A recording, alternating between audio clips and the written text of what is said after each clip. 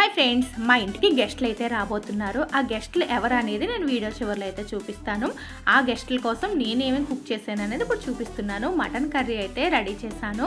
అలాగే ముందు రోజు నైటే గులాబ్ జాములు అయితే రెడీ చేసి ఉంచాను. అలాగే చికెన్కి అయితే మ్యారినేట్ చేసి ఉంచాను. ఇంకా మటన్ కర్రీ ఒకవైపు కుక్ చేస్తూనే ఇంకొక వైపు ఏంటంటే సేమియా పాయసం కూడా రెడీ చేశాను. ఇవన్నీ ఎలా చేస్తున్నాను అనేది చూపించలేదు, కానీ ఏమేమి వెరైటీస్ చేశాను అనేది మాత్రం చూపించేస్తున్నాను. ఎందుకంటే ఇవన్నీ ఎలా కుక్ చేస్తానని చూపించాలంటే చాలా వీడియో లెంత్ అయిపోతుంది కదా. అలాగే టిఫిన్ కోసం ఏంటంటే నేను రెడ్ చట్నీ అయితే రెడీ చేసి ఉంచాను. టిఫిన్ ఏం చేయబోతున్నాను అనేది కూడా చూపిస్తాను. అలాగే ఇంకొక వైపు కుక్కర్లో బంగాళదుంపలు అయితే ఉడకబెట్టి ఉంచాను. ఈ రెడ్ చట్నీ బంగాళదుంపలు ఎందుకు ఉడకబెట్టానంటే నేను టిఫిన్ కోసం మసాలా దోశలు అయితే వేయబోతున్నాను. వాళ్ళు మార్నింగ్ నుంచి ఈవినింగ్ వరకు వండిపోతున్నారు. వాళ్ళ కోసం ఇవన్నీ అయితే రెడీ చేస్తున్నాను. బంగాళదుంపలు ఉడకబెట్టి పోపు వేసి అలాగే మసాలా అంతా కూడా వేసి ఈ విధంగా కర్రీ అయితే రెడీ చేసి ఉంచుకోవాలి. కొంచెం కొత్తిమీర, కరివేపాకు ఇవన్నీ కూడా వేసుకోవాలి.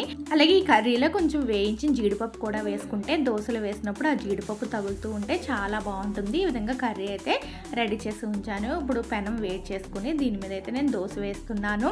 ఒక చేత్తో వీడియో తీస్తూ ఇంకొక వైపు అయితే దోశ వేస్తున్నాను. అందుకే సరిగ్గా దోశ వేసేది అలాగే ఇదంతా కూడా వీడియో సరిగ్గా తీయలేకపోతున్నాను. స్టాండ్ పెట్టుకోవచ్చు.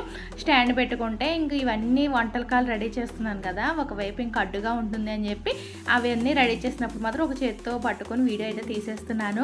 దోశ వేసిన తర్వాత దీనిపైన రెడ్ చట్నీ అయితే వేసుకోవాలి. రెడ్ చట్నీ చాలా ఈజీగానే చేసుకోవచ్చండి. జీలకర్ర, మినపప్పు, శనగపప్పు అలాగే ఒక ఆనియన్, 4-5 ఎండుమిర్చి వేసుకుని బాగా వేయించుకుని దాన్ని మిక్సీ జార్లో వేసుకుని ఇలా చట్నీ కింద రెడీ చేసుకుని దీన్ని దోశ పైన మనం స్ప్రెడ్ అయ్యేటట్టుగా మొత్తం అంతా కూడా చేసుకోవాలి. తర్వాత మనం ముందుగా రెడీ చేసుకుని బంగాళదుంప కర్రీ ఉంది కదా, ఆ మసాలాని కూడా ఈ దోశ మీద పెట్టుకుని మొత్తం అంతా స్ప్రెడ్ అయ్యేటట్టుగా వేసుకుని దోశని మనం ఫోల్డ్ చేసుకోవడమే. ఇంటి మసాలా వేసిన తర్వాత ఇంకా దోశని అయితే రెండో వైపు కాల్చాల్సిన అవసరం ఉండదు.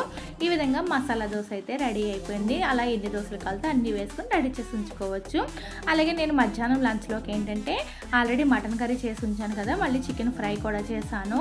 ఇంక ఫిష్ వచ్చేసి మ్యారినేట్ చేసి ఉంచి ఇంకా లంచ్ తినే టైం దగ్గరకు వచ్చేసరికి ఈ ఫిష్ని కూడా నేను ఫ్రై చేస్తున్నాను. అలాగే ఇవే కాకుండా బిర్యానీ కూడా చేశాను. చేసినప్పుడు వీడియో తీయడం మర్చిపోయాను. భోజనాలు అయిన తర్వాత వీడియో అయితే తీసి చూపిస్తున్నాను.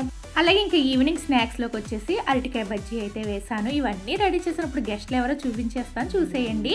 కొత్తగా పెళ్ళైన మా మరిది, మా తోటికోళ్ళని అయితే ఫస్ట్ టైం మా ఇంటికి అయితే వచ్చారు. ఫస్ట్ టైం వచ్చారు కదా అని చెప్పి ఈ వెరైటీస్ అన్నీ చేసి పెట్టాను. అలాగే వీళ్ళ పెళ్లి వీడియోలు అన్నీ కూడా మన ఛానల్లో అయితే ఉన్నాయండి. ఎవరైనా చూడకపోతే ఒకసారి మన ఛానల్లోకి వెళ్ళి వీడియోస్ అన్ని చెక్ చేయండి. వెళ్ళే ముందు ఇంకా మా తోటికోళ్ళకి బొట్టు పెట్టి తాంబూలం అయితే ఇచ్చాను.